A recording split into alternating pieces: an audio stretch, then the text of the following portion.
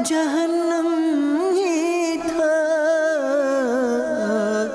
میں تو جاتا مجھے سرکار نے جانے نہ دیا۔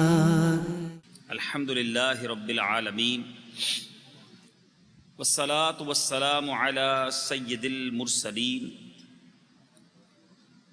اما بعد فاعوذ باللہ من الشیطان الرجیم، بسم اللہ الرحمن الرحیم۔ پڑھیے الصلاة والسلام علیک یا رسول اللہ وعلی آلک واصحابک یا حبیب اللہ۔ الصلاة والسلام علیک یا نبی اللہ وعلی آلک واصحابک یا نور اللہ۔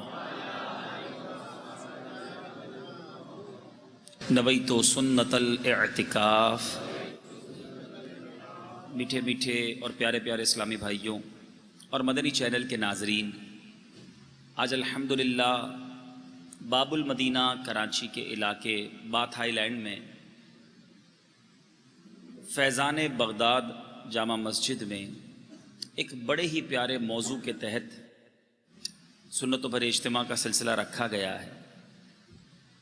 15 شوال المکرم رہتی دنیا یوم شہدائے احد، یوم سید الشہداء مناتی ہے۔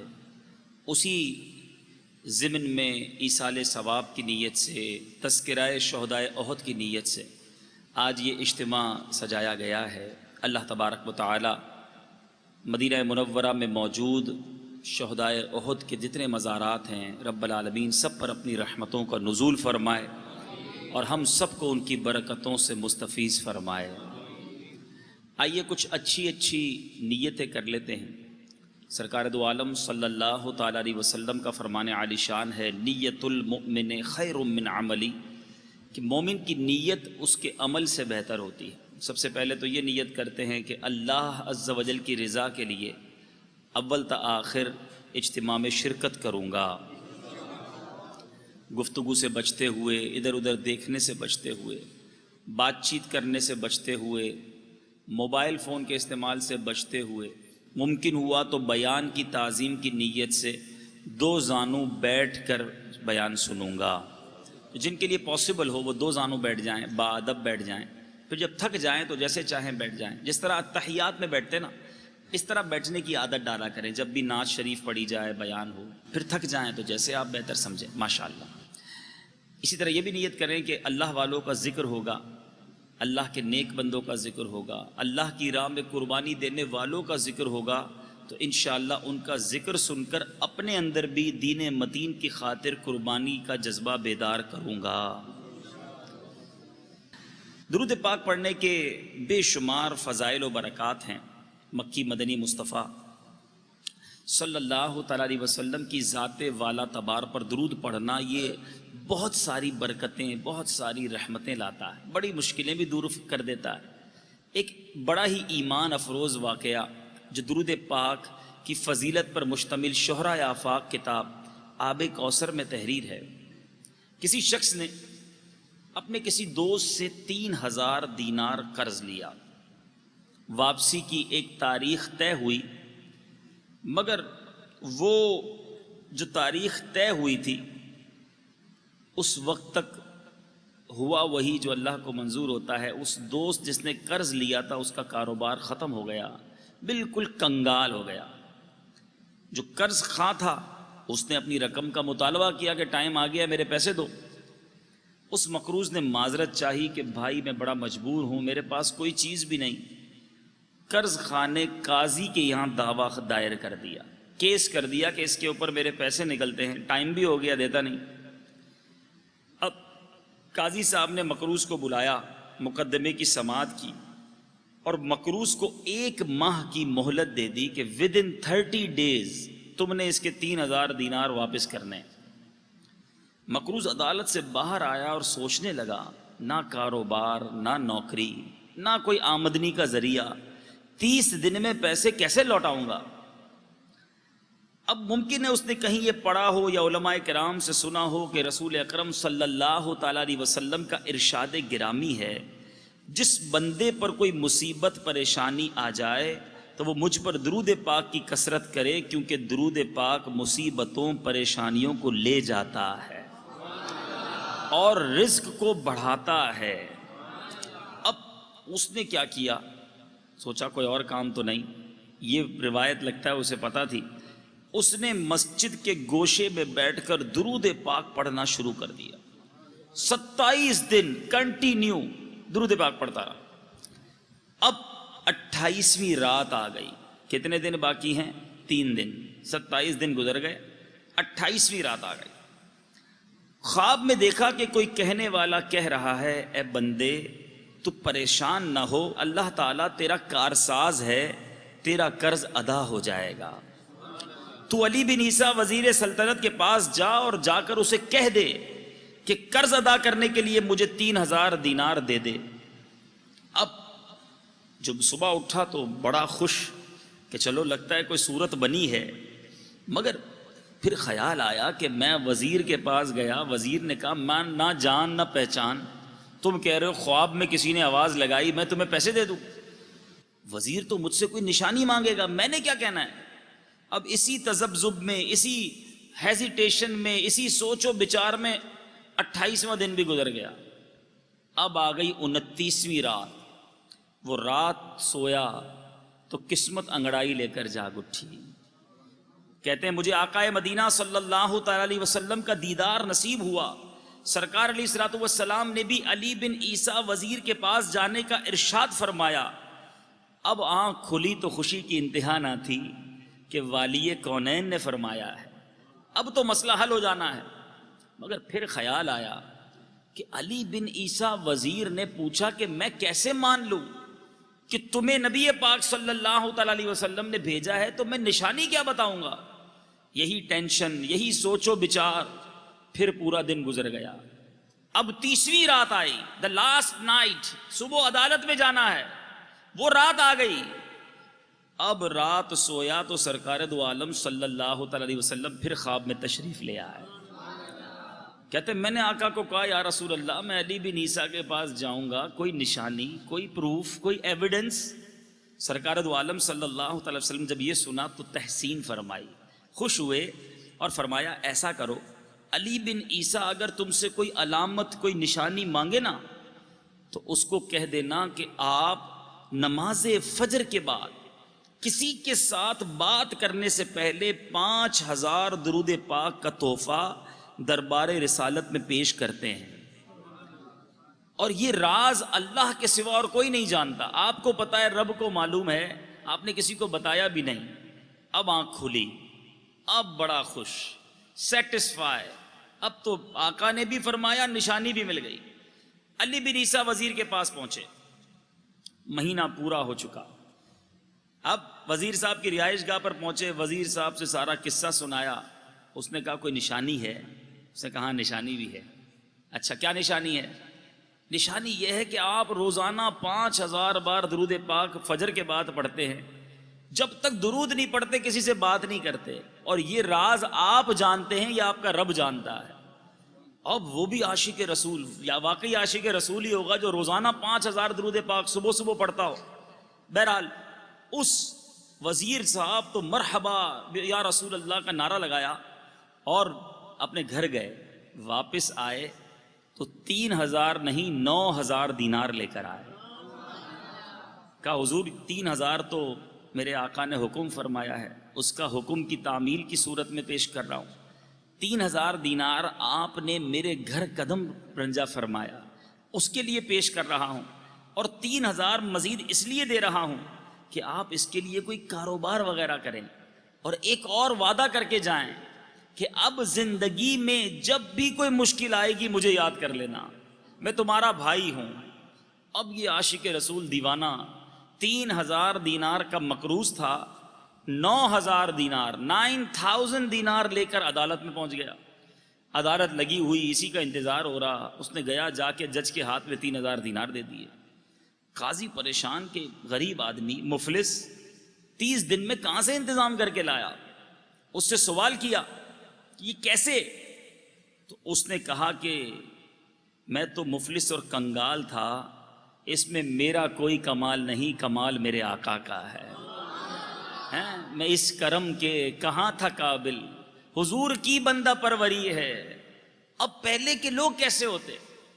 وہ جج بھی، وہ قاضی بھی عاشق رسول، اپنی کرسی سے کھڑا ہوا اپنے گھر چلا گیا، مقدمہ جاری، واپس آیا اور 3000 دینار قاضی جج اس شخص کو دے رہا ہے کہ کیا سارا ثواب علی بن عیسیٰ وزیر لے جائے گا؟ میں بھی اپنے نبی کا غلام ہوں، میں تمہارا قرض ادا کرتا ہوں۔ اب جس نے قرض لینا تھا وہ بھی یہ سارا ماجرا، ساری سٹوری دیکھ رہا ہے، وہ بھی عاشق رسول، کہتا ہے مجھے کاغذ اور قلم لا کر دو، میں سارا قرضہ معاف کر دیتا ہوں۔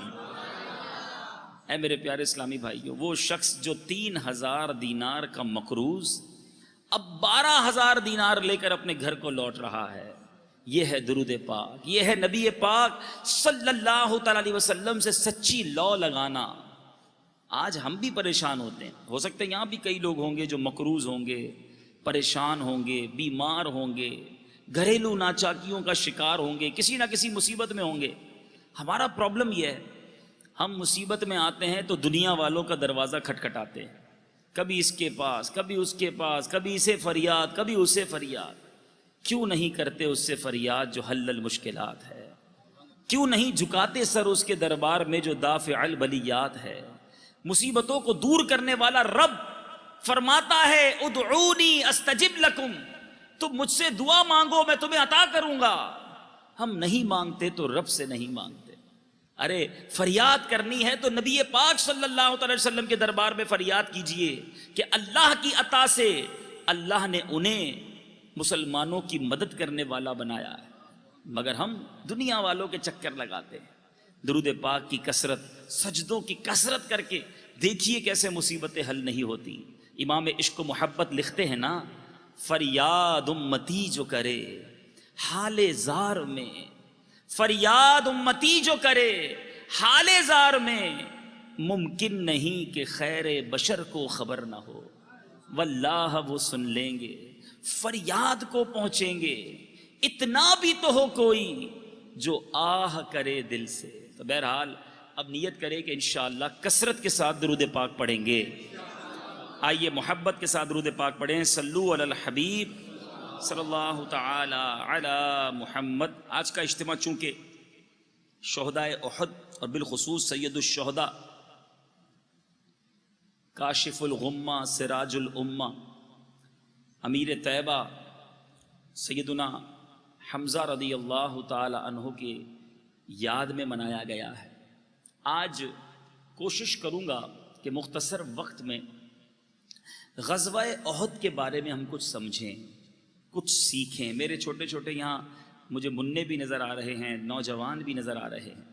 آج ہمارے ینگسٹرز کو، آج ہمارے بچوں کو، بلکہ بڑوں کو بھی دنیا کے بہت سارے واقعات کے بارے میں معلوم ہے۔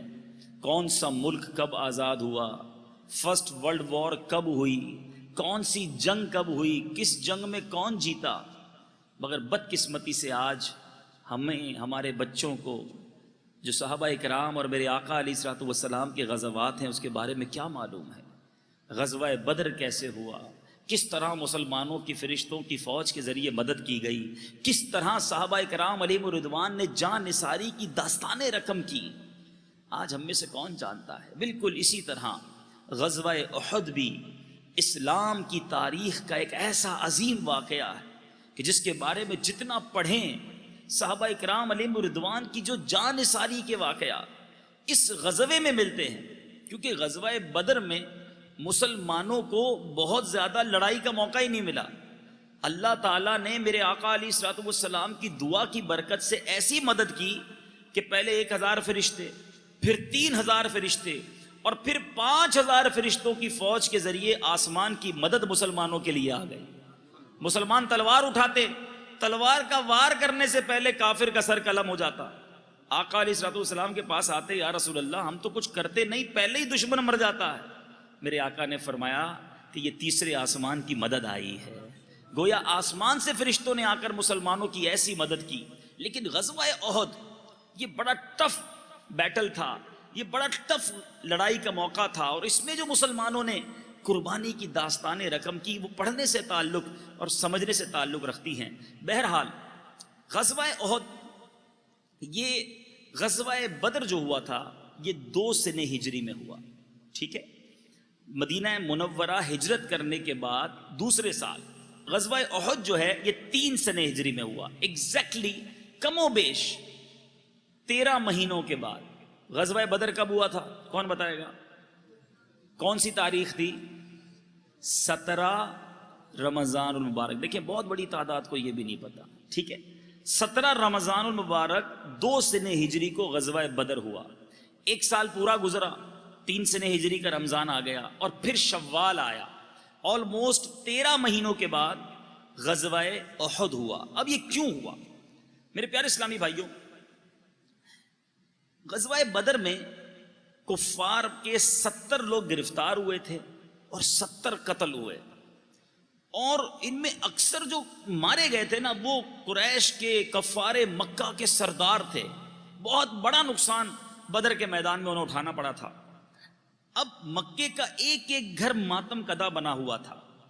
قریش کا بچہ بچہ جوش انتقام میں آتش غیظ و غضب کا تندور بن کر مسلمانوں سے لڑنے کے لیے بے قرار تھا۔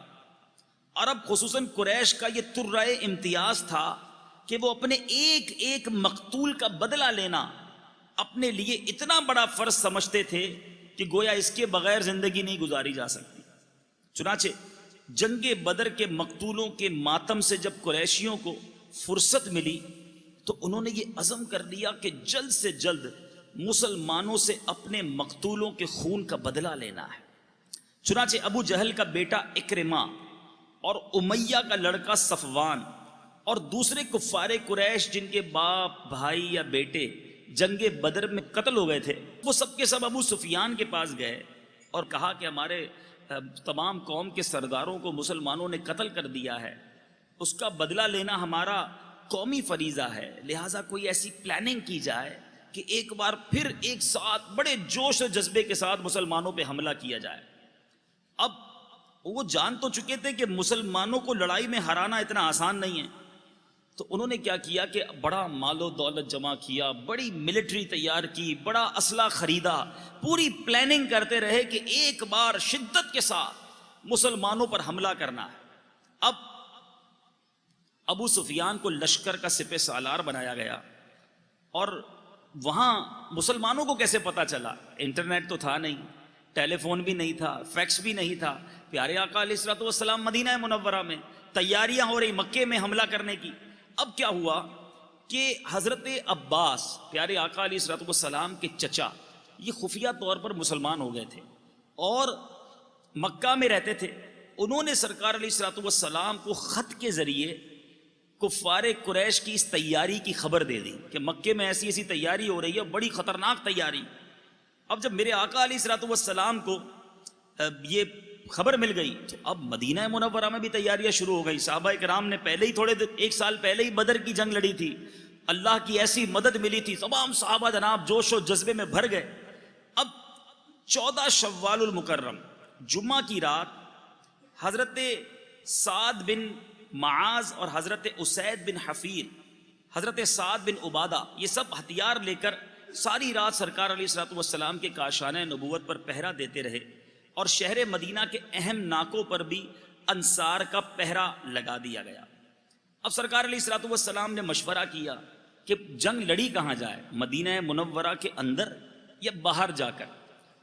کئی صحابہ کرام نے مشورہ دیا کہ جنگ مدینہ منورہ ہی میں اندر شہر میں لڑی جائے، بچوں کو عورتوں کو قلعے میں بند کر دیا جائے اور ہم شہر میں لڑائی لڑیں۔ مگر چند نوجوان ایسے تھے کہ جو بدر میں جا نہیں سکے تھے، ان کو بڑا جوش جہاد تھا، انہوں نے کہا نہیں جنگ لڑنی ہے اور کھلے میدان میں جا کے لڑنی ہے۔ اب یہ مشاورت ہو رہی تھی، نبی پاک صلی اللہ تعالی علیہ وسلم نے ان لوگوں کی بات مان لی گویا کہ جنہوں نے مدینہ منورہ سے باہر جنگ کرنے کا مشورہ دیا۔ بہرحال اب کیا ہوا، جب احد شریف کی طرف یہ لشکر جانے لگا تو پیارے آقا علیہ الصلوۃ والسلام کے ساتھ کتنے لوگ تھے؟ مسلمانوں کے ساتھ 1000 کا لشکر تھا، ٹھیک ہے، اور اس میں بھی 300 جو ہے وہ آدمی عبداللہ بن ابی منافقوں کا سردار تھا، وہ 300 آدمیوں کو لے کر آیا تھا، مگر سرکار علیہ الصلوۃ والسلام کے ساتھ اس نے جناب یہ کہا کہ میرا مشورہ قبول نہیں کیا. میں نے کہا تھا شہر میں لڑیں، یہ میدان میں آ گئے. تو 300 لوگوں کا لشکر لے کر وہ واپس چلا گیا، منافق جو تھا. اب 700 کا لشکر، یہ یاد رکھنے والی بات نہیں. مسلمان کتنے تھے؟ 700 غزوہ احد میں. اور سامنے میرے پیارے اسلامی بھائیوں، مسلمانوں کے پاس اسلحہ کتنا تھا؟ 100 زرہ پوش تھے. کفار کی فوج میں 3000 کا لشکر تھا. 700 ورسز 3000، 3000 تھے. اچھا، ان میں 700 زرہ پوش تھے. یہاں 100 زرہ پوش یوں سمجھ لیں کہ وہ جنگی لباس، بلٹ پروف جس کو آج ہم لباس کہتے ہیں، اس طرح کا لباس پہنے ہوئے 700. 200 گھوڑے تھے، 3000 اونٹ اور 15 عورتیں، یہ ان کا لشکر. بہرحال اب سرکار دو عالم صلی اللہ علیہ وسلم نے جو دیکھا احد میں جا کر کہ کچھ بچے بھی آ گئے ہیں. اس زمانے کے بچے کیسے؟ بچے بھی پہنچ گئے. میرے آقا علیہ الصلوۃ والسلام نے چھوٹی عمر کے بچوں کو کہا کہ آپ کا کام نہیں، آپ واپس جائیں. تو حضرت رافع بن خدیج رضی اللہ تعالیٰ عنہ سے کہا کہ تم بہت چھوٹے ہو، واپس چلے جاؤ. تو وہ فوراً انگوٹھوں کے بل کھڑے ہو گئے. جذبہ جہاد دیکھیں، اپنے پیروں کے انگوٹھوں کے بل پر کھڑے ہو گئے تاکہ قد کچھ اونچا نظر آنے لگے. اور ان کی یہ ترکیب چل گئی اور وہ فوج میں شامل ہو گئے. ایک اور بچہ حضرت سمورہ، ایک کم عمر نوجوان تھے، ان کو بھی واپس کیا. تو اس نے کہا کہ میں جو رافع جس کو ابھی آپ نے قبول کیا ہے نا، میں اس کو کشتی کر کے پچھاڑ دیتا ہوں. تو جب اس کو لے لیا تو پھر مجھے بھی لے لیں. اچھا، واقعی اتنی طاقت ہے. اب ان دونوں کا مقابلہ کرایا گیا. تو واقعی حضرت سمورہ نے رافع بن خدیج کو زمین پر دے مارا. تو اس طرح دونوں پرجوش نوجوانوں کو جنگ احد میں شرکت کی سعادت مل گئی. آج بچے ضد کس بات پر کرتے ہیں؟ ہم نے پارک میں جانا ہے، ہم نے کھیلنے جانا ہے، ہم نے فلاں تفریح گاہ جانا ہے. ذرا سوچئے ماں باپ کی تربیت کیسی تھی کہ بیٹا جوانی ہو، بچپن ہو، قربان ہونا ہے تو اپنے آقا پر ہونا ہے. آگے بڑھ بڑھ کے قربانی کا جذبہ پیش کرتے. آج اگر کوئی بچہ راہ خدا میں سفر کرنے کے لیے تیار ہو جائے، اگر نیکی کی دعوت دینے کے لیے آگے بڑھے، تو ماں باپ روک لیا کرتے ہیں. ابھی سے مولوی بن جائے گا، ابھی سے جناب تم قافلوں میں جاؤ گے، ارے ابھی تو چھوٹا ہے، ابھی داڑھی نہیں رکھنا. سوچو میرے پیارے اسلامی بھائیوں، ہم اپنے بچوں کو کیا تربیت دے رہے ہیں اور وہ تربیت کیسی. بہرحال اب مشرکین 12 شوال سے ہی احد کے میدان میں پہنچ چکے. یہ احد وہی پہاڑ ہے جس پہاڑ کے بارے میں میرے آقا فرماتے ہیں احد مجھ سے محبت کرتا ہے. حدیث پاک کا خلاصہ ہے، میں احد سے محبت کرتا ہوں اور یہ پہاڑ میرے ساتھ جنت میں جائے گا. یہ کوئی چھوٹا موٹا ٹیلا نہیں، چھوٹا سا پہاڑ نہیں. جو دیکھ کر آئے ہیں ان سے پوچھیں، یہ 9 میل لمبا پہاڑ ہے. اتنا بڑا پہاڑ مدینے کے کئی حصوں سے نظر آتا ہے. ذرا سوچئے، علماء بحث کرتے ہیں پہاڑ میں تو جان بھی نہیں ہوتی، پتھر تو بے جان ہوتا ہے. جب پتھر نبی پاک سے محبت کرے تو جنت میں چلا جائے، آقا کا امتی محبت کرے تو کیسے محروم رہ جائے گا. بات محبت کی ہے، بات میرے پیارے اسلامی بھائیوں سرکار سے عشق کی ہے. بہرحال 12 شوال کو احد کے قریب یہ لوگ پہنچ گئے جو کفار تھے. سرکار علیہ الصلوۃ والسلام 14 شوال نماز جمعہ مدینہ منورہ سے بعد نماز جمعہ روانہ ہوئے. رات کو بنی نجار میں قیام کیا اور 15 شوال سنیچر کا دن تھا، سیٹرڈے کا دن تھا، نماز فجر کے وقت احد میں پہنچے. حضرت بلال رضی اللہ تعالیٰ عنہ نے اذان دی. نماز فجر میدان جنگ میں ادا کی گئی. سوچئے جنگ کے میدان میں بھی جماعت کے ساتھ نماز پڑھی جا رہی ہے، اور آج گھر میں بیٹھے سکون میں ہم نماز ضائع کر دیتے ہیں. یہ بات بھی ہمیں اس واقعے سے سیکھنے کو مل رہی ہے. بہرحال میرے پیارے اور محترم اسلامی بھائیوں، سرکار علیہ الصلوۃ والسلام نے صفوں کو درست کیا اور اب 50 کے قریب تیر انداز جو تھے وہاں میرے آقا علیہ الصلوۃ والسلام نے ایک دستہ مقرر کیا، اور اس دستے سے میرے آقا نے حضرت عبداللہ بن جبیر کو اس دستے کا افسر بنایا اور حکم دیا کہ دیکھو ہم چاہے غالب ہو جائیں یا مغلوب ہو جائیں، جیت جائیں یا ہار جائیں، تم لوگ اپنی جگہ سے اس وقت تک نہ ہٹنا جب تک میں کسی کو نہ بھیجوں. ایک چھوٹا سا ٹیلا تھا جہاں پیچھے سے کافر حملہ کر سکتے تھے. ایک میرے آقا علیہ الصلوۃ والسلام نے وہاں 50 تیر انداز بھیج دیے. اب میرے پیارے اور محترم اسلامی بھائیوں، جب میرے آقا علیہ الصلوۃ والسلام نے دیکھا کہ کفار نے قبیلہ بنی عبدالدار کا ایک شخص ہے، اس کو اپنے لشکر کا علم بردار بنایا ہے، جھنڈا اٹھانے والا بنایا ہے، تو میرے آقا علیہ الصلوۃ والسلام نے اسلامی لشکر کا جھنڈا بھی قبیلہ بنی عبدالدار کے حضرت مصعب بن عمیر رضی اللہ تعالیٰ عنہ کو عطا فرما دیا، تاکہ اب اسی کے پائے کا، انہی کے قبیلے کا ہمارا بھی علم بردار حضرت مصعب بن عمیر رضی اللہ تعالیٰ عنہ. بہرحال اب یہ جنگ شروع ہوئی. اب اس جنگ میں کیا کیا ہوا؟ علماء لکھتے ہیں کہ اس جنگ میں جس قدر جان نثاری کے واقعات ملتے ہیں، صحابہ کرام علیہ رضوان نے جس والہانہ طریقے سے سرکار علیہ الصلوۃ والسلام پر اپنی جانیں نچھاور کی ہیں، اس کی مثال پہلے ملتی نہیں. اب کیا ہوا میرے پیارے اور محترم اسلامی بھائیوں؟ حضرت حمزہ رضی اللہ تعالیٰ عنہ سید الشہداء، جو پیارے آقا علیہ الصلوۃ والسلام کے مبارک چچا بھی ہیں، وحشی ایک حبشی غلام تھا، اور اس کا آقا جبیر بن مطعم اس سے وعدہ کر چکا تھا کہ اگر تو حضرت حمزہ کو قتل کر دے تو میں تجھے آزاد کر دوں گا. حبشی ایک چٹان کے پیچھے چھپا ہوا اور حضرت حمزہ کی طاق میں تھا. جو ہی آپ اس کے قریب پہنچے، اس نے دور سے ایک نیزہ پھینک کر مارا جو آپ کی ناف میں لگا اور پشت میں پار ہو گیا. یہ ایک عجیب داستان ہے. اب ماجرا یہ ہوا کہ جنگ جو ہے وہ ایک طرح سے مسلمانوں نے جیت لی تھی، مگر کفار کی بھگدڑ مچی. مسلمان جو ہے وہ کفار کو قتل کرتے جا رہے تھے کہ اتنے میں اب مال غنیمت مسلمان تقسیم کرنے لگے. تو وہ جو 50 تیر انداز تھے جو ایک چھوٹی سی چٹان پر میرے آقا علیہ الصلوۃ والسلام نے کھڑے کیے تھے، وہ نعرہ لگانے لگے کہ چلو مال غنیمت لیتے ہیں، ہماری فتح ہو گئی. اب یہاں جو ہے عبداللہ بن جبیر رضی اللہ تعالیٰ عنہ نے انہیں روکا کہ دیکھو سرکار علیہ الصلوۃ والسلام نے ہمیں کیا فرمایا تھا، ہم نے نہیں جانا. مگر وہ تیر انداز وہ یہ سمجھے کہ جنگ ختم ہو گئی، وہ نیچے اتر آئے. اور سیدنا خالد بن ولید رضی اللہ تعالیٰ عنہ جو بعد میں مسلمان ہوئے، اس وقت تک مسلمان نہ ہوئے تھے، انہوں نے جب یہ دیکھا کہ یہ پہاڑی خالی ہو گئی ہے اور یہ بھرپور موقع ہے واپس بدلہ لینے کا، وار کرنے کا، تو انہوں نے وہاں سے پیچھے سے حملہ کیا. حضرت عبداللہ بن جبیر وہیں کھڑے تھے، انہوں نے بڑی دیدہ دلیری کے ساتھ مقابلہ کیا، مگر یہ سب شہید ہوئے. اور اب خالد بن ولید کی سربراہی میں ایسا زبردست مسلمانوں پر حملہ کیا گیا کہ اب میرے پیارے اور محترم اسلامی بھائیوں، مسلمانوں میں اب تری پھیل گئی، ایک گویا بھگدڑ سی مچ گئی. اور اس میں ایک اور بات یہ ہو گئی کہ حضرت مصعب بن عمیر رضی اللہ تعالیٰ عنہ یہ سرکار دو عالم صلی اللہ علیہ وسلم کے کچھ مشابہ تھے. چہرہ جو ہے وہ کچھ سرکار علیہ الصلوۃ والسلام کے چہرے سے مشابہ تھا، اور یہ علم بردار بھی تھے. تو ابن کمی اس نے آپ کے دائیں ہاتھ پر اس زور سے تلوار کا وار کیا کہ دایاں ہاتھ ہی کٹ گیا. آپ نے پرچم کو بائیں ہاتھ سے تھاما، اس نے بائیں ہاتھ پر جب وار کیا تو وہ بھی شہید ہو گیا، دونوں ہاتھ کٹ گئے.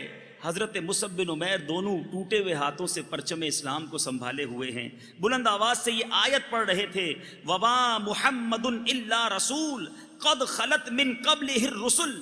پھر ابن کمی نے ان کو تیر مار کر شہید کر دیا.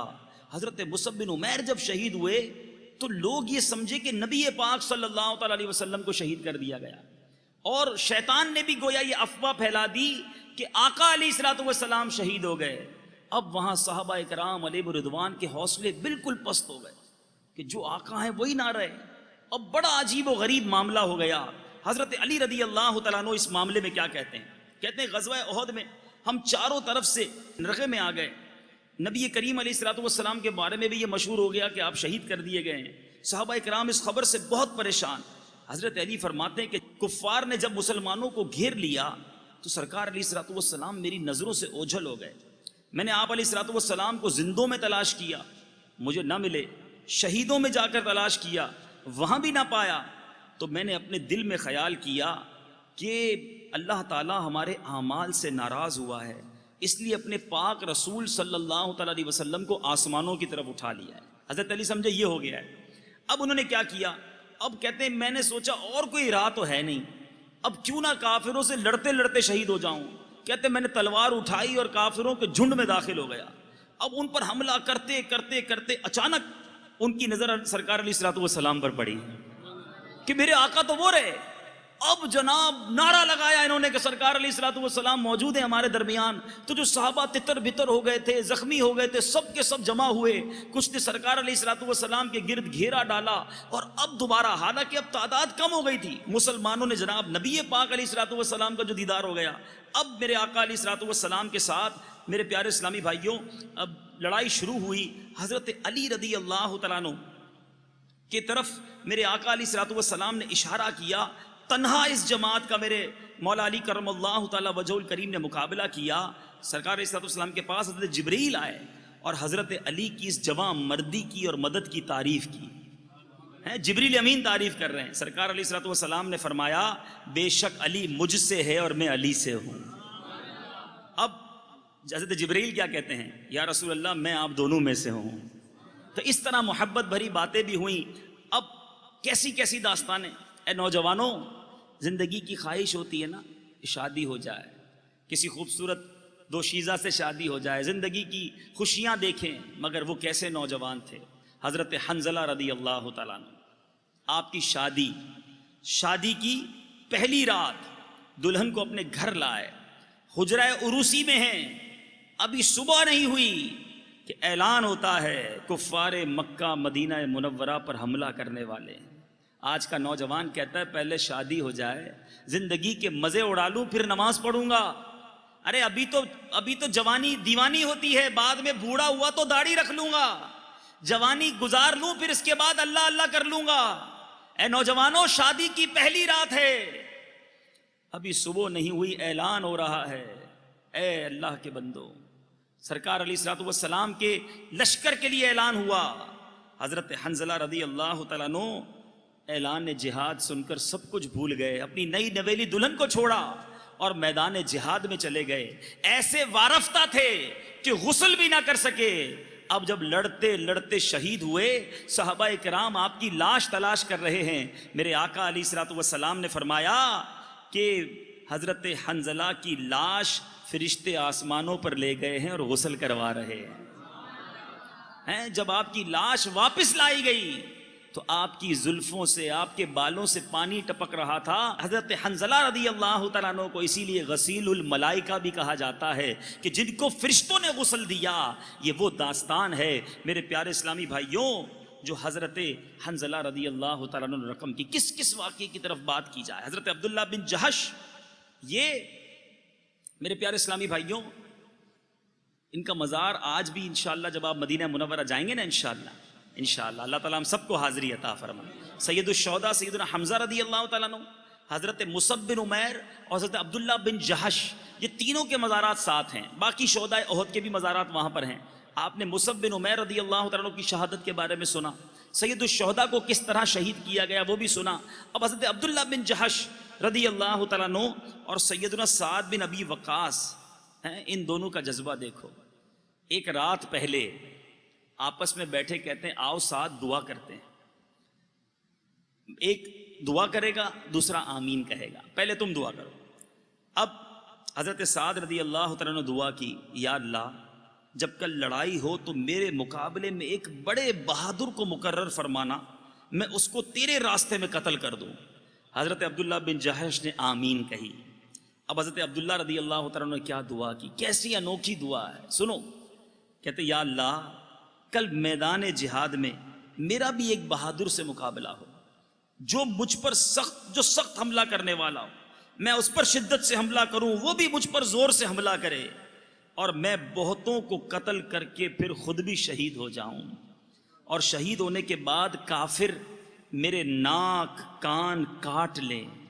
پھر قیامت کے دن جب میں تیرے حضور پیش ہوں تو میرے مولا تو مجھ سے فرمائے عبداللہ تیرے ناک کان کیوں کاٹ لیے گئے؟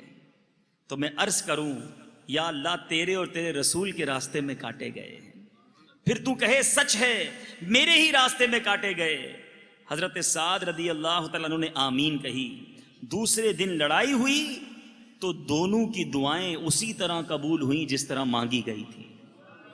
یہ کیسے لوگ تھے جو آقا علیہ الصلوۃ والسلام کے قدموں پر فدا ہونے کی تمنا کرتے؟ اور آج ہمارا حال یہ ہے میرے پیارے اسلامی بھائیوں، ہمارے پاس دین متین کی خدمت کے لیے وقت نہیں، آج ہمارے پاس قربانی دینے کے لیے کچھ بھی نہیں۔ آج مسجد میں بلاؤ تو آنے کا ٹائم نہیں۔ ارے وہ لوگ تو تلواروں کے سائے میں دین کو پھیلاتے رہے، آج تو ہماری مسجدوں میں پنکھے ہوتے ہیں، وہاں آنے کے لیے تیار نہیں۔ کتنا فرق ہے ہم میں اور ان میں۔ سنیے، اس گمسان کی لڑائی اور مار دھاڑ کے ہنگاموں میں ایک بہادر مسلمان کھڑا ہوا، نہایت ہی بے پرواہی کے ساتھ کھجوریں کھا رہا تھا، اور ایک دم آگے بڑھا اور عرض کی، یا رسول اللہ صلی اللہ علیہ وسلم، کیا میں اس وقت شہید ہو جاؤں تو میرا ٹھکانہ کیا ہوگا؟ آپ نے فرمایا تو جنت میں جائے گا۔ وہ بہادر اس فرمان بشارت کو سن کر مست و بے خود ہو گیا، ایک دم کفار کے ہجوم میں کود پڑا، ایسی شجاعت کے ساتھ لڑنے لگا، کافروں کے دل دہل گئے، اور اسی طرح جنگ کرتے کرتے وہ شہید ہو گیا۔ کھجوریں کھاتے کھاتے کھجوریں چھوڑی اور گویا جنت کی کھجوریں کھانے چل پڑا۔ اسی طرح حضرت عمر بن جموح انصاری، یہ تھوڑا سا لنگڑاتے تھے، آپ کے پیر میں لنگ تھا۔ یہ گھر سے نکلتے وقت یہ دعا مانگ کر چلے کہ یا اللہ مجھ کو میدان جنگ سے اہل و عیال میں آنا نصیب نہ کرنا ہے۔ واپس آنے کی دعا نہیں، واپس نہ آؤں۔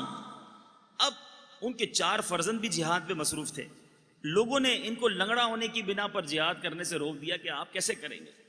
یہ آقا علیہ الصلوۃ والسلام کی بارگاہ میں گر گڑا کر عرض کرنے لگے، یا رسول اللہ مجھ کو جنگ میں لڑنے کی اجازت دیجیے، میری تمنا ہے میں بھی لنگڑاتا ہوا باغ بہشت میں خرامہ خرامہ چلا جاؤں۔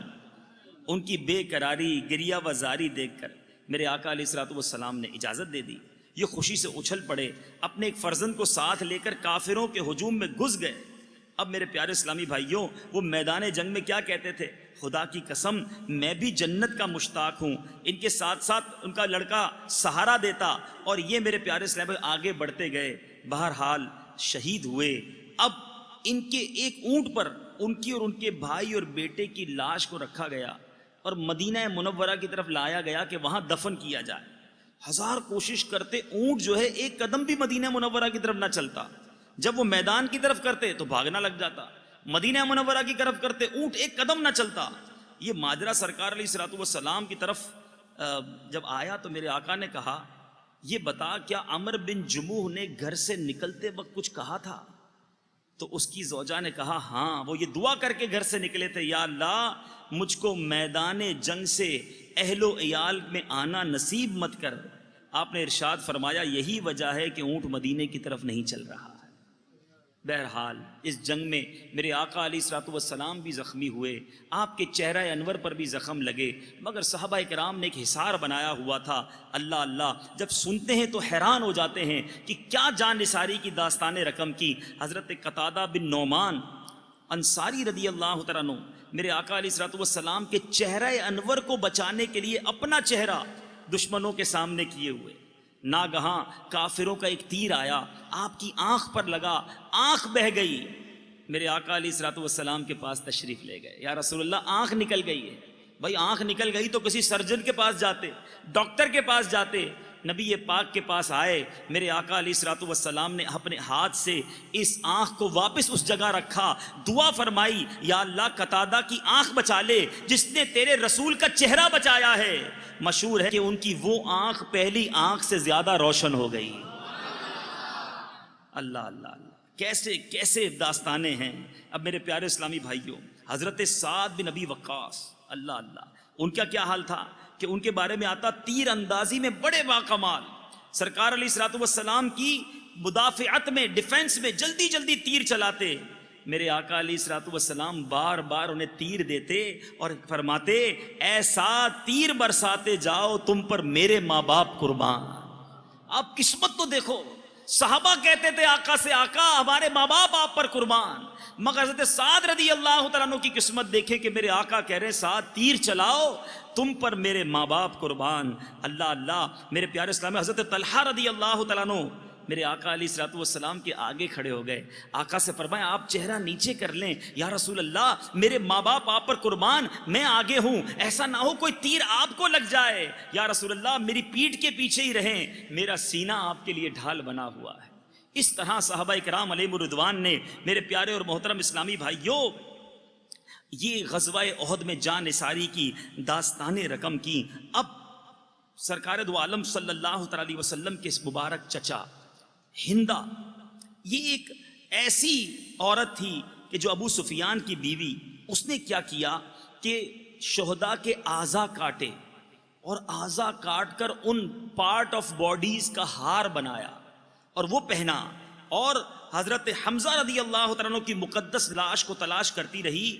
اور پھر اس نے حضرت حمزہ، چونکہ حضرت حمزہ نے جنگ بدر کے دن ہند کے باپ عتبہ کو قتل کیا تھا، تو اب اس بے درد نے حضرت حمزہ کی لاش کو پا لیا، خنجر سے ان کا پیٹ پھاڑ کر کلیجہ نکالا اور اس کو چبا گئی. حلق سے نہ اتر سکا تو اگل دیا. میرے پیارے اور محترم اسلامی بھائیوں، بعد میں ہند اور اس کے شوہر ابو سفیان نے 8 سنہ ہجری میں فتح مکہ کے دن اسلام قبول کر لیا تھا. بہرحال میرے پیارے اسلامی بھائیوں، سرکار علیہ الصلوۃ والسلام کے چچا کو اس بے دردی سے جب شہید کیا گیا، سرکار علیہ الصلوۃ والسلام کی پھوپھی صفیہ، میرے آقا نے کیا فرمایا کہ ان کو حضرت حمزہ کی لاش کو مت دکھانا، اپنے بھائی کی جب لاش کو اس طرح دیکھیں گی تو بڑی غمزدہ ہو جائیں گی. مگر حضرت بی بی صفیہ کیا کہتی ہیں، مجھے اپنے بھائی کے حال کا پتہ ہے، لیکن میں اس کو خدا کی راہ کو بڑی قربانی نہیں سمجھتی. پھر سرکار علیہ الصلوۃ والسلام کی اجازت سے اس لاش کے پاس گئیں، یہ منظر دیکھا، پیارے بھائی کے کان، ناک، آنکھ، پیٹ، شکم سب چاک چاک کر دیا گیا تھا. مگر اس صابرہ نے انا للہ و انا الیہ راجعون کے سوا کچھ نہ کہا. میرے پیارے اسلامی بھائیوں، محبت کی ایسی ایسی داستانیں ہیں. ایک انصاری عورت جس کے شوہر، جس کے باپ، بھائی سب اس جنگ میں شہید ہو گئے. اب اس کو جب پتا چلا کہ پیارے آقا علیہ الصلوۃ والسلام کو شہید کر دیا گیا ہے تو وہ دوڑتی ہوئی میدان احد کی طرف جا رہی ہے. کسی نے کہا کہ تمہیں پتا ہے میرے آقا کہاں ہیں؟ کہا تمہیں پتا ہے تمہارا والد کو شہید کر دیا گیا ہے؟ کہا مجھے والد کی پرواہ نہیں، یہ بتاؤ میرے آقا کیسے ہیں؟ کہا تمہارے شوہر کو بھی قتل کر دیا گیا ہے. کہا مجھے اس کی بھی پرواہ نہیں، یہ بتاؤ میرے سرتاج کیسے ہیں؟ کہا تمہارے بیٹے کو بھی شہید کر دیا گیا ہے. کہا مجھے اس کی بھی پرواہ نہیں، یہ بتاؤ میرے آقا کیسے ہیں؟ اب میرے پیارے اسلامی بھائیوں، جب آقا علیہ الصلوۃ والسلام کو دیکھا تو اس کے دل کو تسلی ہو گئی کہ میرے آقا آپ حیات ہیں، آپ موجود ہیں تو سارے غم، سارے دکھ ہیچ ہیں. اب آخر میں آئیے سنتے ہیں ان اللہ والوں نے اس طرح جو قربانی دی، رب عز و جل نے انہیں کیا مرتبہ دیا. اے میرے پیارے اسلامی بھائیوں، غزوہ احد میں 70 صحابہ کرام شہید ہوئے، یاد رکھیے گا، اور جن میں سے 4 مہاجر تھے، 66 انصار صحابہ تھے، 30 کی تعداد میں کفار اس جنگ میں ہلاک ہوئے. مگر جب یہ شہید مسلمان ان کی تدفین کا وقت آیا نا، ان کی مفلسی کا عالم کیا تھا.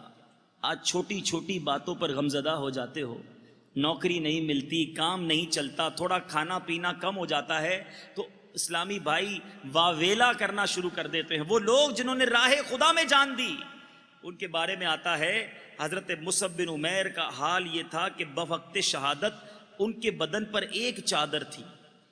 ان کی لاش کو قبر میں لٹانے کے بعد سر ڈھانپا جاتا تو پاؤں کھل جاتے، اور پاؤں کو چھپایا جاتا تو سر کھل جاتا تھا. بالآخر سر چھپا دیا گیا اور پاؤں پر اذخر نامی گھاس ڈال دی گئی. شہداء کرام کے خون میں لتھڑے ہوئے 2 شہید ایک ایک قبر میں دفن کیے گئے. مسلمانوں کے پاس کفن کے لیے بھی میرے پیارے اسلامی بھائیوں اس وقت کپڑا موجود نہ تھا. اب کیا کرتے؟ جس کو قرآن ان دونوں میں سے زیادہ یاد ہوتا اس کو آگے کی طرف دفن کرتے. بہرحال میرے پیارے اسلامی بھائیوں، میرے آقا علیہ الصلوۃ والسلام شہداء احد کی قبروں کی زیارت کے لیے تشریف لے جاتے. آپ کے بعد سیدنا ابو بکر صدیق، حضرت عمر فاروق بھی یہی عمل فرمایا کرتے. ایک مرتبہ سرکار علیہ الصلوۃ والسلام شہداء احد کی قبروں پر تشریف لے گئے تو ارشاد فرمایا یا اللہ تیرا رسول گواہ ہے کہ اس جماعت نے تیری رضا کی طلب میں جان دی ہے۔ پھر یہ بھی ارشاد فرمایا قیامت تک جو مسلمان بھی ان شہیدوں کی قبروں پر زیارت کے لیے آئے گا اور ان کو سلام کرے گا، یہ شہدائے کرام اس کو سلام کا جواب دیں گے۔ اللہ تعالی ہمیں بھی شہدائے احد کے مزار کی بار بار حاضری عطا فرمائے، انہیں سلام پیش کرنا نصیب فرمائے۔ چنانچہ حضرت فاطمہ خزاعیہ رضی اللہ تعالی عنہا کا بیان ہے، میں ایک دن احد کے میدان سے گزر رہی تھی، حضرت حمزہ کی قبر کے پاس پہنچی، میں نے عرض کیا السلام علیک یا عم رسول اللہ، اے رسول اللہ کے چچا آپ پر سلام ہو۔ تو میرے کان میں یہ آواز آئی وعلیک السلام ورحمۃ اللہ وبرکاتہ، گویا سید الشہداء نے جواب سے نوازا۔ تو بہرحال میرے پیارے اسلامی بھائیوں، جب یہ واقعہ پڑھتے ہیں، احد شریف کی اس عظیم داستان کو سنتے ہیں، ایمان تازہ ہو جاتا ہے۔ نبی پاک علیہ الصلوۃ والسلام پر مر مٹنے کا جو جذبہ صحابہ کرام میں، اپنا گھر، اپنی جان، اپنا مال، اپنا سب کچھ انہوں نے آقا علیہ الصلوۃ والسلام پر قربان کیا، اور آج رہتی دنیا ان کی یاد منا رہی ہے۔ اے مسلمانوں، آج دین متین کو ہماری قربانیوں کی بھی ضرورت ہے۔ آج یہ نہیں کہ آپ اپنے گھر سے نکلیں اور تلوار اٹھائیں اور دوسروں کو کاٹنا شروع کر دیں، مگر آج ہمارے مسلمان بھائی نبی پاک کا کلمہ پڑھنے والے مسجدوں سے دور ہیں، نمازوں سے دور ہیں، سنتوں سے دور ہیں، برے کاموں میں ملوث ہیں، ماں باپ کو ستانے میں یا دوسرے مسلمانوں کو تکلیف دینے میں مصروف ہیں۔ آج مسلمان کو قتل کر رہا ہے، آج مسلمان کا مال ہڑپ کر رہا ہے، آج مسلمان دوسرے مسلمان سے بھتہ وصول کر رہا ہے، آج مسلمان دوسرے مسلمان کے یہاں چوری کر رہا ہے، آج مسلمان دوسرے مسلمان کے یہاں ڈاکہ ڈال رہا ہے۔ کون ان کو سدھارے گا؟ کون ان تک نیکی کی دعوت لے کر جائے گا؟ یقیناً یہ ہمارے اعمال کی سزا ہے۔ درس قرآن اگر ہم نے نہ بلایا ہوتا، یہ زمانہ نہ زمانے نے دکھایا ہوتا۔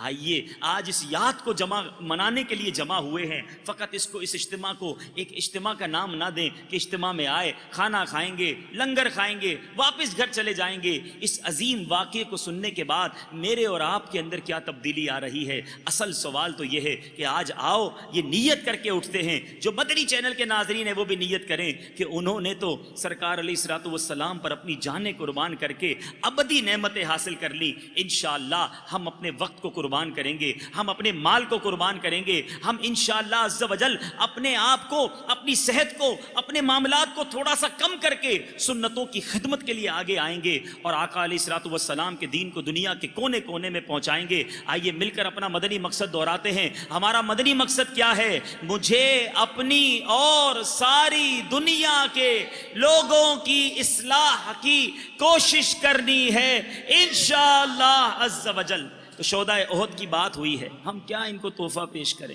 لیکن ایک تحفہ تو پیش کر سکتے ہیں کہ ہم ان کے ایصال ثواب کے لیے کم از کم 3 دن مدنی قافلے میں سفر کر لیں، 3 دن فیضان مدینہ میں آنے کی نیت کر لیں کہ انشاءاللہ ہم سب سید الشہداء کی بارگاہ میں، شہدائے احد کی بارگاہ میں ایصال ثواب پیش کرنے کے لیے مدنی قافلوں میں سفر کریں گے۔ اللہ تعالیٰ سے دعا ہے رب کریم ہم سب کو صحابہ اکرام علیہم رضوان کی سچی محبت عطا فرمائے، جس طرح انہوں نے آقا علیہ الصلوۃ والسلام کی بارگاہ میں اپنی جانوں کا نذرانہ پیش کیا، ہمیں بھی قربانی کا جذبہ عطا فرمائے۔ کروں تیرے نام پہ جاں فدا، نہ بس ایک جاں دو جہاں فدا۔ اعلیٰ حضرت لکھتے ہیں نا، کروں تیرے نام پہ جاں فدا، نہ بس ایک جاں دو جہاں فدا، 2 جہاں سے بھی نہیں جی بھرا، کروں کیا کروڑوں جہاں نہیں۔ امیر اہل سنت لکھتے ہیں نا، تیرے نام پر ہو قربان میری جان جانے جانا، تیرے نام پر ہو قربان میری جان جانے جانا، ہو نصیب سر کٹانا مدنی مدینے والے، آمین بجاہ النبی الامین صلی اللہ تعالی علیہ وسلم۔ میرے اعمال کا بدلہ تو جہنم ہی تھا، میں تو جاتا مجھے سرکار نے جانے نہ دیا۔ جنگ احد میں شدید آزمائش کا ماحول بن گیا اور حالات کچھ اور طرح کے ہو گئے۔ ہوا کیا صحابہ کرام علیہم رضوان کبھی کمزور نہ پڑتے، لیکن ایک خبر اڑا دی گئی، ایک سیاسی چال چلی گئی. جس طرح کا طریقہ ہوتا ہے نا مایوسی پھیلانے کا، وہ طریقہ استعمال کیا گیا. کہا گیا معاذ اللہ ثم معاذ اللہ حضور کو شہید کر دیا گیا. اب امت جانتی ہے کہ صحابہ کی کتنی جذباتی وابستگی ہے نبی پاک کے ساتھ. کل کائنات امت کے پاس اگر ہے تو وہ رسول پاک کی ذات ہے، اور اگر حضور کو شہید کر دیا گیا ہے، سرور کائنات کا وصال ہو گیا ہے، تو پھر پیچھے کیا بچا؟ طبیعتیں پریشان ہو گئیں، رو رو کے نڈھال ہو گئے. حضرت انس بن مالک رضی اللہ تعالیٰ عنہ کا جو نام ہے نا انس، یہ ان کے چچا کے نام پر رکھا گیا تھا. ان کے چچا کا نام تھا حضرت انس بن نضر رضی اللہ تعالیٰ عنہ. وہ نہ نکلے میدان احد میں جب پوری طرح لوگ پریشان تھے، نڈھال تھے، تکلیف میں تھے، کمزور پڑے ہوئے. وہ میدان میں نکلے، کہا یہاں کیوں بیٹھے ہو؟ تو ایک صحابی نے بڑے درد سے کہا آپ کو پتہ ہے حضور کا وصال ہو گیا ہے، خبر ہے کہ حضور کو شہید کر دیا گیا. تو حضرت انس بن نضر نے نا پتہ کس طرح کی بات کی، فرمانے لگے یار اگر حضور شہید ہو گئے ہیں ہم نے جی کے کیا کرنا ہے؟ بیٹھے کیوں ہو؟ اٹھو نا، تلواریں پکڑو. جس رستے میں حضور نے شہادت دی ہے ہم بھی اسی رستے میں شہید نہ ہو جائیں. اٹھو، نکلو. آپ نے اس جذبے کا اظہار کیا کہ جن کی تلواریں سائڈ پہ پڑی تھی انہوں نے بھی جلدی سے تلواریں اٹھا لی. اللہ اکبر کہہ کے میدان میں کودے، اور ان کے لفظوں میں اتنی طاقت تھی کہ جان پڑ گئی. صحابہ کہتے ہیں مجمع میں حضرت انس بن نضر کہنے لگے ادھر آؤ، ادھر دوڑ کے آؤ، مجھے تو وہ دیکھو احد پہاڑ کے اندر سے جنت کی خوشبو آ بھی رہی ہے، وہ دیکھو چند قدموں پہ جنت ہے، دیکھو. حد کر دی انہوں نے لڑنے والی. حضرت انس بن مالک بعد میں بتایا کرتے تھے، فرمایا کرتے تھے اس جنگ میں میرے چچا کے جسم پر 80 سے زیادہ زخم آئے تھے. 80 سے زیادہ زخم وجود پر موجود ہیں. اللہ کرے میں اپنی ملت کے جوان کو سمجھا سکوں. 80 سے زیادہ زخم جسم پر موجود ہیں، پر حضور کا صحابی پھر بھی کھڑا ہے. تو ایک زخم برداشت نہیں کر سکا اور گر گیا ہے. زخم پہ زخم کھا کے جی، خونے جگر کے گھونٹ پی، آہ نہ کر لبوں کو سی، یہ عشق ہے کو دل لگی نہیں. یعنی ہر بندہ اپنے اپنے زخموں پر ہاتھ رکھ کر کے لیٹا ہوا تھا. جب زخم سے ہاتھ ہٹایا گیا تو اس وقت بھی تازہ خون نظر آیا، تازہ خون نکلتا نظر آیا. یہ آیت کریمہ وَلَا تَقُولُوا لِمَنْ يُقْتَلُ فِي سَبِيلِ اللَّهِ أَمْوَاتٌ بَلْ أَحْيَاءٌ وَلَكِنْ لَا تَشْعُرُونَ. یہ اس کا خاص شان نزول ان کے لیے ہے. حکم تو قیامت تک عام ہے ہر شہید کے لیے، لیکن خاص ان کے لیے ہے. اس کا واقعہ یہ ہے کہ جب احد میں اتنے صحابہ شہید ہوئے تو اس وقت ان کے گھر والے کہتے تھے کہ ہم تو کھا رہے ہیں، ہم تو پی رہے ہیں، ہم تو خوشیاں منا رہے ہیں، ہم تو زندگی کی لذتیں اڑا رہے ہیں، اور وہ لوگ شہید ہو گئے. کاش وہ شہید نہ ہوتے تو وہ لوگ بھی جو ہے وہ زندہ رہتے، زندگی کے مزے لوٹتے. تو جب انہوں نے یہ کہا تو اللہ نے قرآن میں آیت نازل فرما دی جو اللہ کی راہ میں مارے جائیں انہیں مردہ نہ کہو بلکہ وہ زندہ ہیں اور تمہیں شعور نہیں. جب یہ بات کہہ دی گئی کہ تمہیں شعور نے ان کو مردہ نہ کہو، پھر ایک مقام پر آیا کہ چلے وہ زندہ تو ہیں لیکن ہم کھا پی رہے ہیں، وہ کھانے سے محروم ہیں. تو دوسرے مقام پر آیت آ گئی کہ جو اللہ کی راہ میں مار دیے جائیں تم ان کو مردہ گمان بھی مت کرنا، تم ان کو مردہ گمان بھی مت کرنا. اور پھر اللہ نے فرمایا اللہ کی طرف سے ان کو رزق دیا جاتا ہے، وہ زندہ ہیں بل احیاء عند ربہم یرزقون. ان کو اللہ کی طرف سے، ان کے رب کی طرف سے روزی دی جاتی ہے، ان کو روزی عطا کی جاتی ہے تو وہ روزی بھی پاتے ہیں. اب یہاں پر ایک مسئلہ تو خود بخود حل ہو جاتا ہے کہ لوگ کہتے ہیں نبی مر کر مٹی میں مل گئے. جو نبی کے قدموں پہ مرے اللہ فرماتا ہے ان کو مردہ مت کہنا، وہ زندہ ہیں تمہیں شعور نہیں. اور پھر اللہ فرماتا ہے ان کو روزی دی جاتی ہے. تو روزی سے مراد صرف کھانا نہیں ہے. اگر آپ لغت اٹھا کر دیکھیں گے تو آپ کو پتہ چلے گا جتنی ضروریات ہے ان سب پر روزی کا اطلاق ہوتا ہے. اس لیے گویا کہ ہر ضرورت کی چیز ان کو عطا کی جاتی ہے. ان شہیدوں کو یعنی اللہ نے ان کو برزخی زندگی سے نواز دیا ہے. تو یہ شہداء ہیں، اللہ تعالیٰ ان کی برکتیں ہم سب کو نصیب فرمائے اور مسلمانوں کے اندر ایمانی حرارت پیدا فرمائے، ایمانی جرات پیدا فرمائے، اور اللہ عشق رسول کے ساتھ زندہ رکھے، عشق رسول کے ساتھ موت عطا فرمائے. گفتگو کے کے درمیان کوئی غلطی ہو تو اللہ معاف فرمائے. استغفر اللہ ربی من کل ذنب واتوب الیہ. ان کے آگے وہ حمزہ کی جاں بازیاں، شیر غران سطوت پہ لاکھوں سلام. جان ساران بدر و احد پر درود، جان ساران بدر و احد پر درود، حق گزاران بیعت پہ لاکھوں سلام. اور جس مسلمان نے دیکھا انہیں ایک نظر، اس نظر کی بصارت پہ لاکھوں سلام. وہ دسو جن کو جنت کا مژدہ ملا، اس مبارک جماعت پہ لاکھوں سلام. اللہ تبارک و تعالی ہم سب کو صحابہ کا وفادار رکھے، اہل بیت اطہار کا وفادار رکھے. وما علینا الا البلاغ. السلام علیکم. معاف کر دیا. آج ان اسلامی بھائیوں سے میرا سوال ہے، ان مدنی چینل کے ناظرین سے سوال ہے جو چھوٹی چھوٹی باتیں یاد رکھ کے معاف نہیں کرتے. میرے آقا نے اپنے چچا جن سے بڑا پیار فرماتے تھے ان کے جگر چبانے والوں کو معاف کر دیا، جسم کے ٹکڑے کرنے والوں کو معاف کر دیا. آج ہم چھوٹی چھوٹی باتیں یاد کر کے کہتے ہیں میں معاف نہیں کروں گا، میں ملاقات نہیں کروں گا، ارے میں نہیں چھوڑوں گا. نہیں میرے میٹھے اسلامی بھائیوں، سلام اس پر کہ جس نے گالیاں سن کر دعائیں دیں، سلام اس پر کہ جس نے خون کے پیاسوں کو کبائیں دیں. ارے میرے آقا معاف کرتے چلے گئے اور آج آقا کے غلام کہلانے والے معاف کرنے کے لیے تیار نہیں ہیں. نہیں میرے میٹھے اسلامی بھائیوں، جہاں غزوہ احد جو ہے ہمیں بہت ساری باتیں سکھا رہا ہے کہ صحابہ کرام نے کچھ نہ دیکھا، نبی پاک پر اپنا سب کچھ قربان کر دیا. آج ہم چھوٹی سی قربانی دینے کے لیے تیار نہیں ہوتے. آج ہم سے راہ خدا میں مال خرچ نہیں ہوتا، اللہ کی راہ میں ہم سے اپنا وقت خرچ نہیں ہوتا. آج چھوٹی سی قربانی کی باری آئے تو ہم کہتے ہیں نہیں جناب میرے پاس تو وقت نہیں ہے، میں یہ ٹائم نہیں دے سکتا، میں یہ قربانی نہیں دے سکتا. ارے غزوہ احد کی یاد منانے والوں، ان کے بھی گھر بار تھے، ان کی بھی اولادیں تھیں. ارے کس کس واقعے کی بات بتاؤں. ایک صحابیہ کے بارے میں آتا ہے، آپ جب یہ خبر اڑی کہ نبی پاک علیہ الصلوۃ والسلام شہید کر دے گئے تو ایک بوڑھی صحابیہ مدینہ منورہ سے دوڑتے ہوئے احد کو پہنچی. جب وہاں پہنچی تو کسی نے کہا تمہارے شوہر قتل ہو گئے ہیں، تمہارے شوہر شہید ہو گئے ہیں. کہتی مجھے اس کی پرواہ نہیں، بتاؤ میرے آقا کیسے.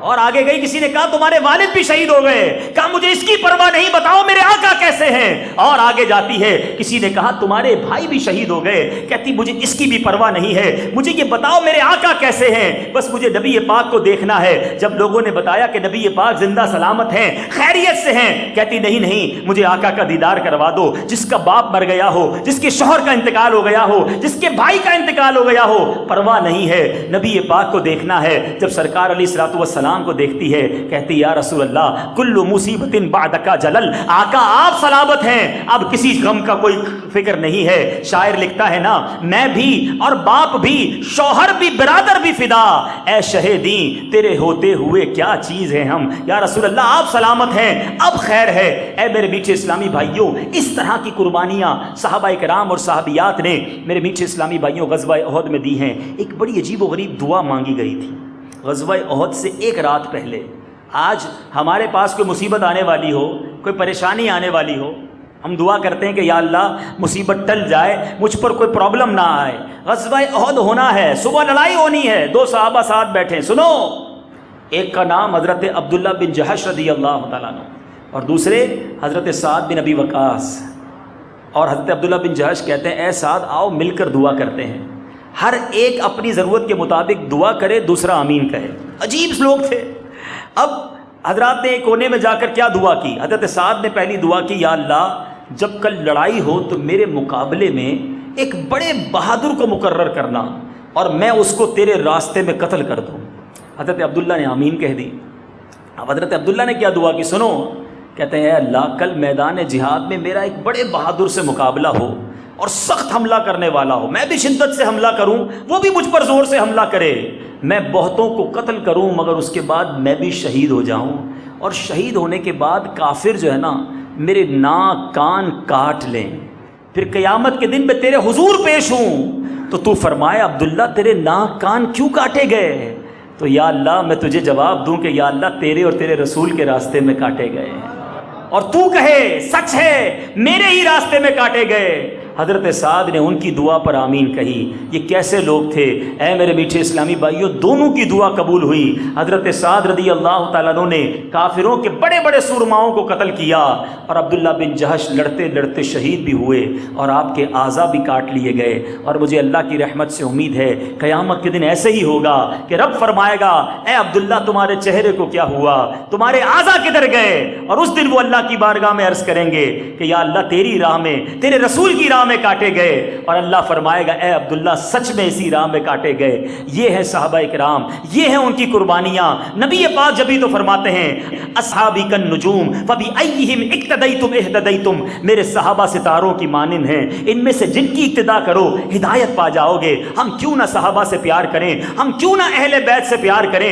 ارے انہوں نے سب کچھ نبی پاک پر قربان کیا، ہم باتیں کرتے ہیں، انہوں نے پروف کیا۔ پیارے آقا کی بخاری شریف کی حدیث پاک یاد رکھنا، نبی پاک فرماتے ہیں لا یؤمن احدکم حتی اکون احب الیہ من والدہ وولدہ والناس اجمعین، میرے آقا فرماتے تم میں سے اس وقت تک کوئی کامل مومن نہیں ہو سکتا جب تک میں اس کے نزدیک اس کے والد سے، اس کے اولاد سے، اس کے گھر بار سے، بلکہ تمام چیزوں سے زیادہ محبوب نہ ہو جاؤں۔ مگر آج سوچو ہم کیا نبی پاک سے واقعی اتنی محبت کرتے ہیں؟ ارے وہ تو صحابہ بچوں کو نہ دیکھتے تھے، بچے قربان کر دیتے تھے، ہم بچے کے لیے دین قربان کر دیتے ہیں کیا؟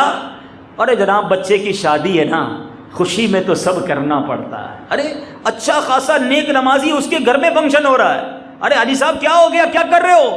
آپ تو ایسے نہ تھے۔ بندہ کہتا ہے بچوں کی خوشی کے لیے کرنا پڑتا ہے۔ ایک طرف ادھر جانیں قربان ہو رہی ہیں، ادھر ہم سے اپنے ارمان قربان نہیں ہوتے ہیں، ادھر ہم سے اپنی خواہشیں قربان نہیں ہوتی۔ آج اچھا خاصا نبی پاک علیہ الصلوۃ والسلام کا غلام کہلانے والا جب موقع آتا ہے تو حرام کما لیتا ہے، جب موقع آتا ہے تو بدکاری کر لیتا ہے، جب چانس ملتا ہے تو جناب رشوت لین دین اور برائی کے کام کر لیتا ہے۔ کدھر جاتا ہے تمہارا عشق رسول؟ اے شہدائے احد کی یاد بنانے والوں، میری اور آپ کی ملاقات ہونی ہے قیامت کے دن شہدائے احد سے۔ اس دن ہم کیا منہ دکھائیں گے؟ عبداللہ بن جہش رضی اللہ تعالیٰ عنہ سامنے آ گئے اور کہا کہ میں نے تو اپنی ناک اور کان کٹوا دیے اور تم داڑھی کاٹ کر اس کو گندی نالی میں بہاتے رہے۔ اگر میرے پیچھے اسلامی بھائیوں سید الشہداء سید الحمزہ سے ملاقات ہو گئی جن کا جگر چبایا گیا تھا، اگر وہ ہمارے سامنے آ گئے اور ہم سے سوال کیا کہ بتاؤ تم نے دین متین کے لیے کیا کیا، تو ہم یہ جواب دیں گے کہ ہم تو فجر کی نماز بھی قضا کر دیتے تھے، ہم تو جناب گھر میں فلمیں ڈرامے گانے باجے بجا کر خوشیاں مناتے تھے۔ ایک طرف صحابہ کی وہ جماعت ہے کہ نبی پاک کے سامنے کھڑے ہو جاتے اور اپنے جسم کو چھلنی کروا دیتے، اور آج ہم ہیں کہ نبی پاک کی سنتوں کا خون ہو رہا ہے، آج نبی پاک کے جناب پیارے آقا کے دین کا دنیا بھر میں مذاق اڑایا جا رہا ہے، ہمارے کاندھے پر ہمارے سروں پر جوں تک نہیں رینگتی، ہمیں کوئی فکر نہیں ہے۔ بندہ کہتا ہے یا شیخ اپنی اپنی دیکھ، بس پیسے کمانے ہیں، حرام سے آئیں کہ حلال سے آئیں، میں نے اپنا کام سیدھا کرنا ہے۔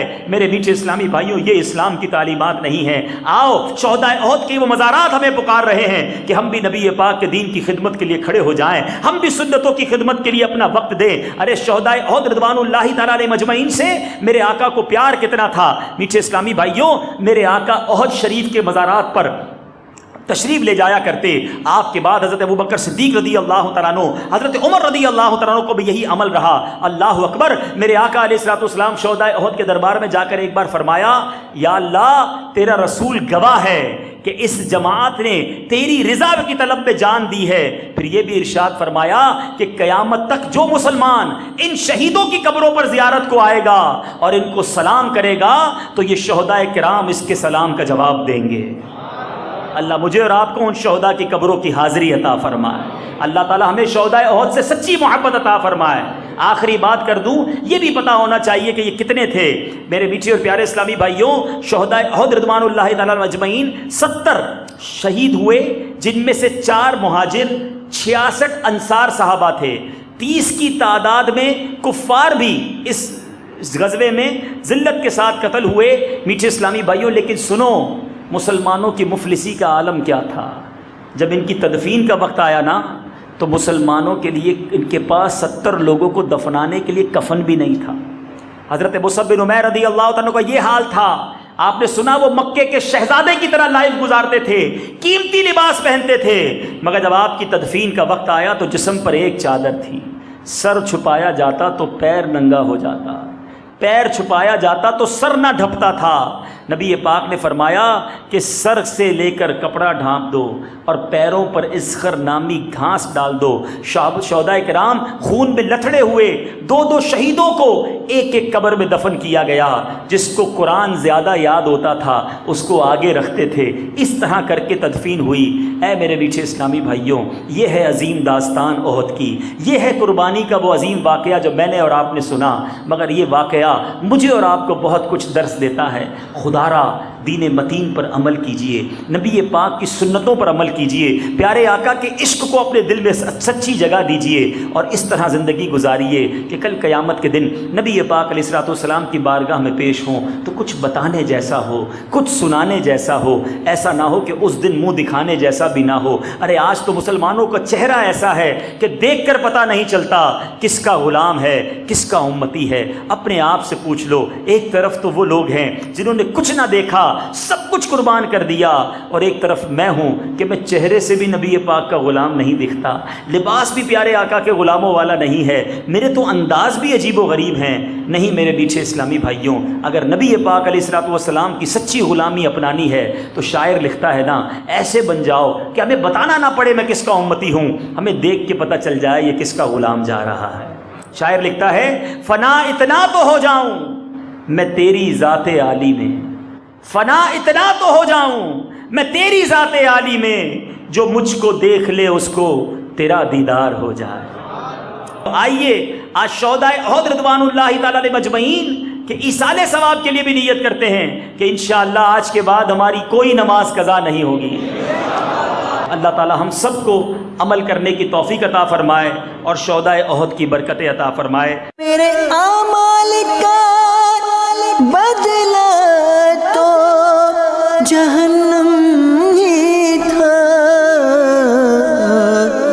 میں تو جاتا مجھے سرکار نے جانے نہ دیا۔